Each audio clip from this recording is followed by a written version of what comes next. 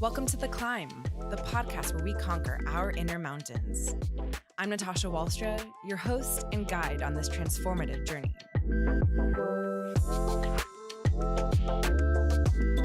This show is brought to you by the Intermountain Foundation, inspired by the work of Diane Wong, empowering women everywhere to stand up, speak out, and make a difference. Every episode, we explore a theme related to personal growth and empowerment, drawing on the experiences and insights of extraordinary women. This isn't just a listening experience. It's a call to action, an invitation to grow, and a journey of discovery.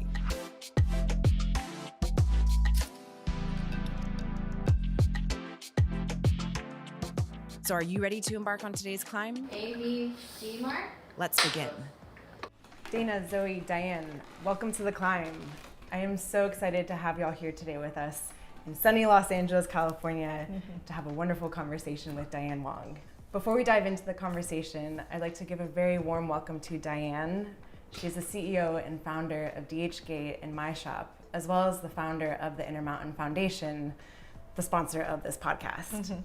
Could you tell us a little bit more about your journey and what inspired you to start the Intermountain? Sure. I'm happy to be here, Natasha, Finally, we can in-person meet up with each other.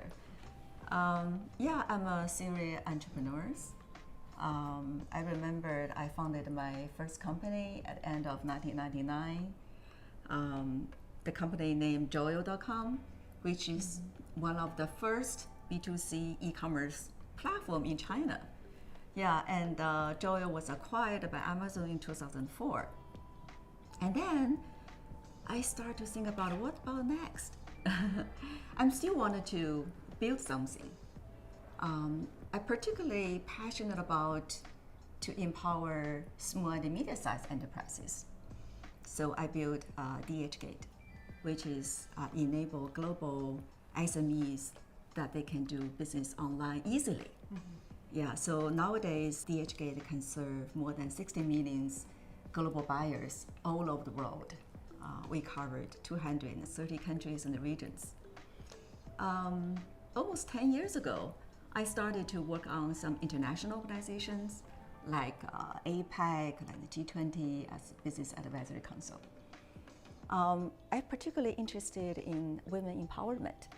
So as the APEC Women Economic Forum leader, as the chairperson in the Women Alliances in B20, we initiate a lot of programs like Women Connect, like Her Power competition, especially enable young women that they can leverage digital platforms, that they can start their own business. Just like almost 20 years ago, I started to do e-commerce. Nowadays, I started to look more about the inner strengths, the inner power of women. So that's why I initiated the Intermountain Foundation. It's the global charity program. I'm very much a case study for the Intermountain Foundation, as I very much have to listen to my inner voice and listen to the strength that I have and sometimes get scared or nervous about. So, but it's wonderful too. We have two very inspiring creators with us as well. And I know they've been influenced by your work with My Shop and DHgate. I would love to hear a little bit more of both of your journeys and how you started with My Shop. Sure, absolutely an honor to be here. I'm so inspired by everyone here because you're all creating something that's so impactful, not only for yourself, but paving a road to show others that things are possible. So my journey with creating is kind of funny because when I was growing up, I've always been a creatively driven kid.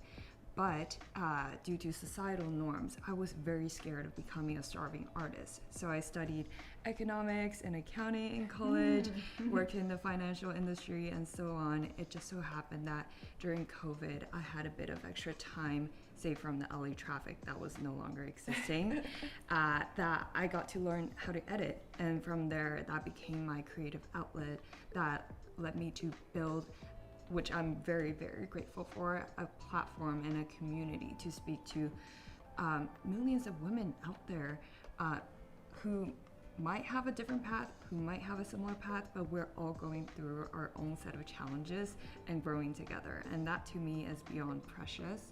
And because of this community, I now have the privilege to be working with brands such as my shop to bring out really good products that I believe in to this community. That is incredible. Thank you so much. Dana? Okay, so I'm Dana. I'm originally from San Diego, California, and when I was younger, I used to draw all the time. So I knew that I was going to be in this creative space some way. And when I got older, I really wanted to be a director for a movie because my mom has a book that she wrote about her life. So I wanted that book to come to life in a movie, and that's still a passion of mine. And I was supposed to go to college and do all that stuff, but I decided to take a gap year. And I moved to Hawaii and I was like a videographer and a filmer. And so in Hawaii, I was filming, doing all this stuff. And the people that I was shooting, they were like, "Oh, you're funny, you should do TikTok." And I'm like, "No, I've never showed my face in front of the camera before. I'm not doing that." And so then one day I decided to, post something on TikTok, and my fourth video blew up. But at the time, I was kind of just like, "Oh, this is so cool. Like, I don't really care what they're saying about me. Like, whatever." You know what I mean? And then I just kept posting every day, and, here we are. And now I'm a musician. I make music. Now that's my biggest passion right now is to do that. And then I met Candy and Erica, and I work with my shop now. And we're about to launch my own clothing line through my shop. And this is something that we made, this necklace right here. And we just got all the designs actually today through like my shop designers and all of that stuff. So we're gonna be coming out with a huge line through my shop, which is super exciting. And my first pair of shoes I ever bought, I bought off of DHK. Ever. Yeah, so that was like super exciting. When I was told that I was gonna get to me, I was like, "Oh, this is so cool," because I used to shop on DHgate all the time. Like, it's so awesome. Wow. Yeah. Obviously, the journey to get to where you have today didn't happen overnight. Can you tell us a little bit more about what that path was and any sort of struggles that you had along the way? Yeah. There's definitely a lot of resistance to me turning a passion into a career because from a traditionally Asian and more conservative background, my entire family was totally against it. I was told that I have no talent, I have no future, I will be irrelevant. A lot of hurtful words that come from a caring perspective. I understand from my family, just thinking about the risks involved. But also that risk is something I'm willing to take myself because I am truly passionate about this, pursuing this as a career, and really passionate about just keep on serving my community. So that's like a huge motivator along the way. But I would say the biggest challenge along the way is my family just not understanding what I'm doing as a career. They still think it's like very temporary. The internet comes and go, which it does, but I think the human connection aspect of social media is here to stay, whatever that transforms to. Definitely. Diane, have you experienced as well similarities with your family when you were trying to leave and start your own entrepreneurship journey? Yeah, definitely. I still remember when I founded my first company, it seems nobody agreed with this direction because it seems too many uncertainties and risks ahead of us. Because around that time, I worked for some very famous and successful multinational companies like Microsoft and Cisco. I was already promoted as the youngest department manager in Microsoft and Cisco. It seems like we have a brilliant future in that workplace. When I stay with myself, there's some inner voice. I hear that voice. And that tells the truth, where you want to go. Fortunately, from the childhood, I practiced the capability to connect with nature, connect with my heart. So I listen to that voice, and I take action. So for the past 20 years journey in entrepreneurship, I found if you can pursue something in your heart, then that's the truth. it can enable you to face difficulties and the challenges, and you can be persistent with this journey, especially in the work environment. I experienced the so-called glass ceiling. I was over past, a promotion several times. It's pretty common in the workplace that women need to prove themselves maybe 3 or 4 times more than the male counterparts if we want to be promoted. I think around that time, I intentionally adjust my mood from negative to positive. So it really depends. You have different angles to see one thing. And with positive perspective, I think you can get a lot of very positive results. Yeah. So how do you know when to listen to your heart when you're hearing the truth? Like, what is it that you experience, or what are you doing to make sure that you're following your heart? When I stay with myself, or you have a long walk, or resting by the lake. And recently, I started to do the meditation, no matter what regions, what beliefs. But that's the one of the best ways I think people can find the inner peace. And I also think journaling may be another way. I remember when I in the middle school, I start journaling and talk to myself. Okay, yeah, but I think people, they have their different ways best for themselves. But Yeah, I write in a journal every single day. but Yeah, it's the best way. the ways can connect with your inner heart. 100%. Yeah. Dana, what got you starting to write in your journal originally?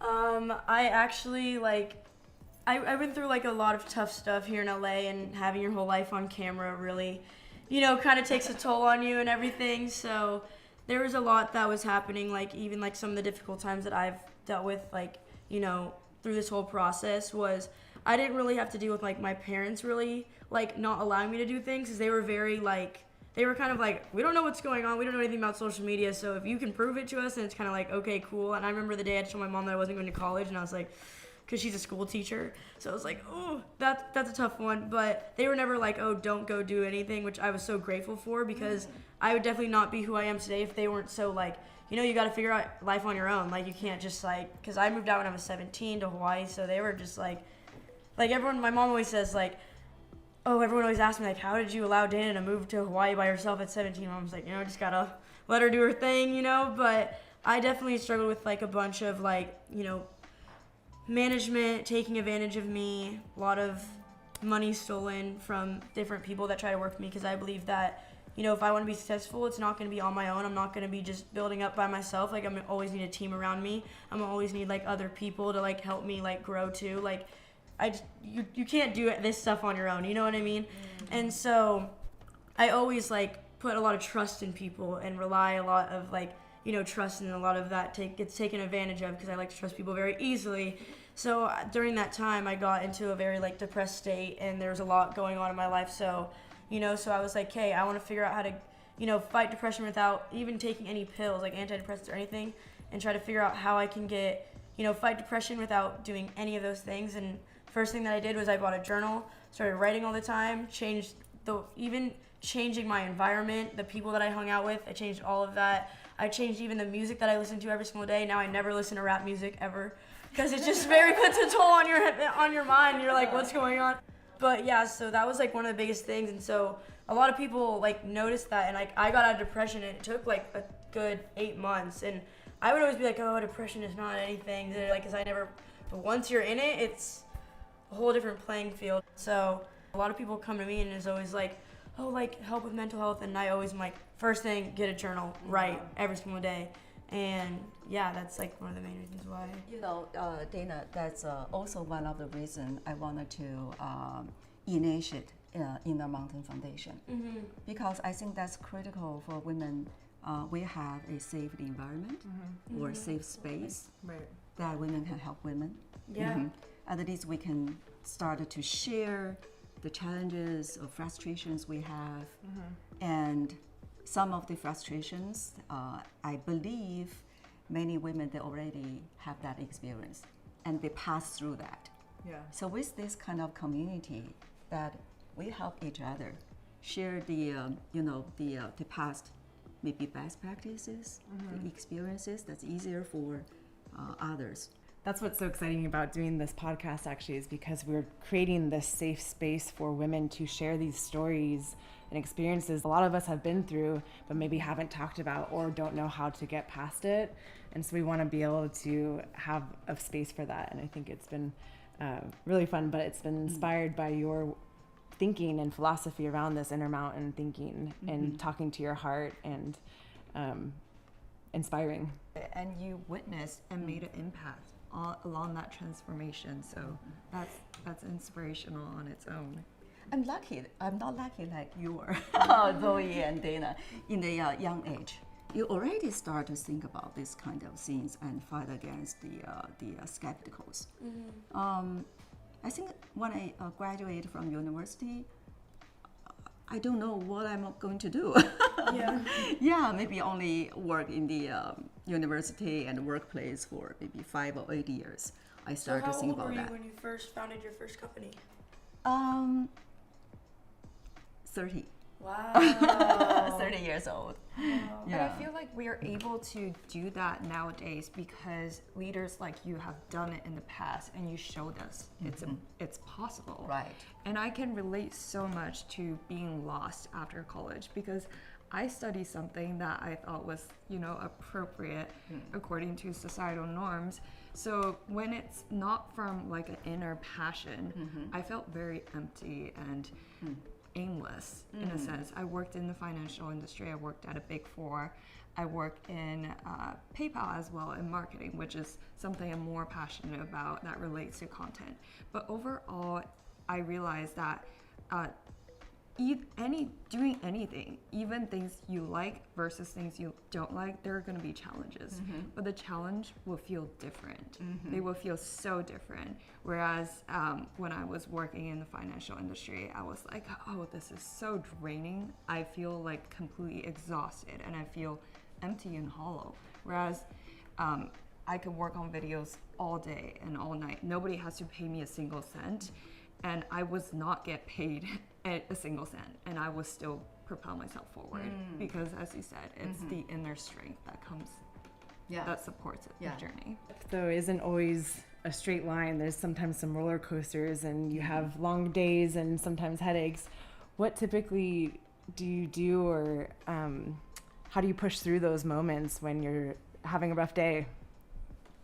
I think it relates to what we were just talking about.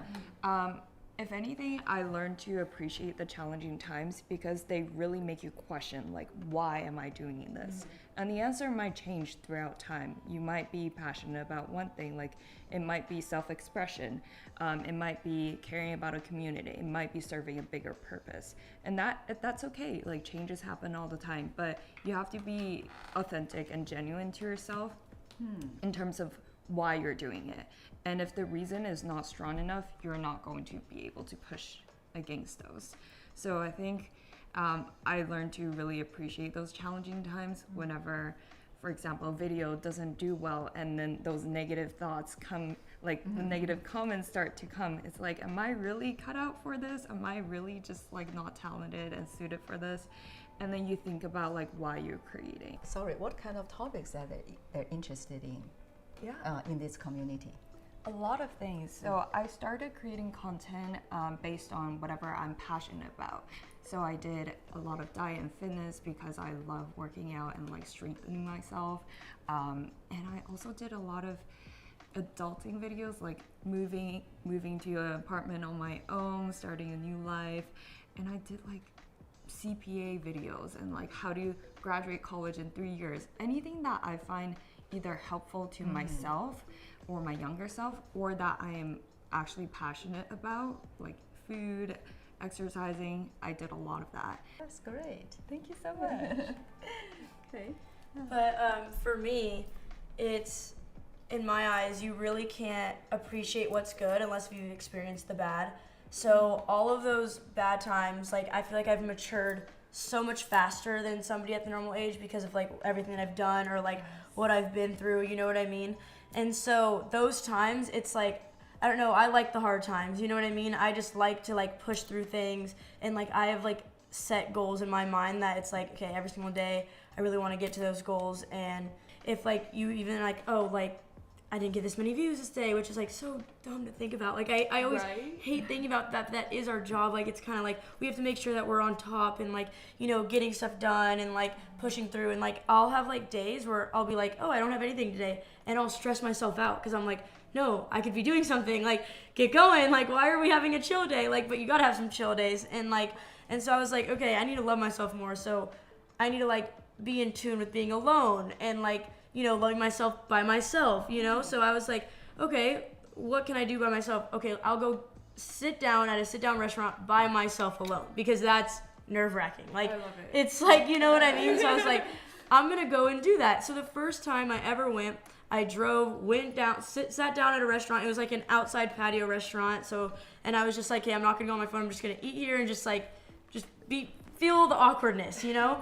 And all of a sudden, these two little girls come up to me like, you're Dana from TikTok. I have so many questions. And they're like, can we sit down? I'm like, sure. And then they called their friends, 7 more of them. Soon enough, there's 20 of these girls. I'm trying to have an alone day, trying to like, you know, be by myself for once. They're asking all these questions like, how did you do this? Like, how can I be more like this? And I'm just giving them all advice now. And I'm like, I mean, I guess if I was with a friend, they might have not approached me, but because I was by myself. So, and I told them like my whole story. Like I said, I'm open book. So yeah, so it's just like exciting because without those difficult times, I can't, you know, help these younger girls. They're all 13 years old, and they look up to me as like their bigger sister almost in a way.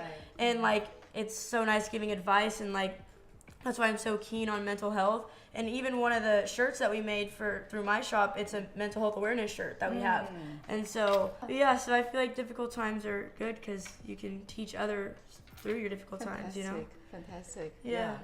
And Dana, we're also curious about imagine 0 to 5 years later, what imagine yourself would be? In 5 years, I hope that I'm on tour with music, because I feel like music is so powerful, which is how I brought up with music and lyrics and everything. It's like whatever you sing, if you have a catchy song, you're just gonna be singing it, and you don't if it's a bad, you know, topic that they're singing about, you're still gonna be singing it, and you don't care if it's a bad topic, it's music. Like that's like one of my biggest things. And in 5 years, hopefully at least to find somebody set up to explain my mom's story, because my mom had a lot of overcoming in her life. She has an insane story, so I just know it would probably help a lot of people who are younger to like have my mom's story come out. And then also my clothing line, I want it to be like a huge, an amazing thing for sure. Okay. Yeah. Okay. Yeah. Looking back, you know, what advice would you give yourself from, you know, Dana 5 years ago? What would you tell yourself?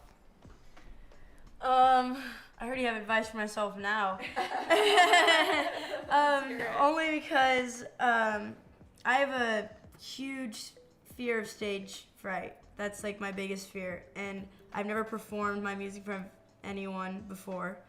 And so I just know that if I overcome these nerves now, like I could be already over the hump with things and stuff like that. And more so even back then, there was times where I would be sitting in like a setting like this, and I would have the biggest fear of like what other people thought of, you know, how I'm like giving my advice, or I'm like, oh, I don't want to speak on anything because what if they don't like my advice and now I feel like I just hurt them, or you know, something like that. And so that was like definitely what I've overcome with that. But yeah, my advice to my older self would be just like get over it. Like get over it. Like How about you, Zoe?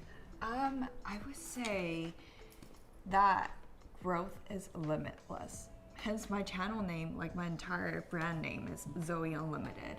It's really funny how it was like an auto-generated Instagram handle. No way. And I was like, that sounds really powerful. No way. I'm gonna take That's it. cool. But I feel like the more and more I use it, the more and more like I've grown into this version of myself where growth is truly limitless. And that is just absolutely exciting, because what you thought was like the impossible thing to achieve will become like your new starting point someday. And that's just fascinating how like what you could do with yourself and your time, and like what kind of impacts you want to drive on other people. So that to me is always super exciting when it comes to content and like storytelling, and also think about like what brands I want to build in the future.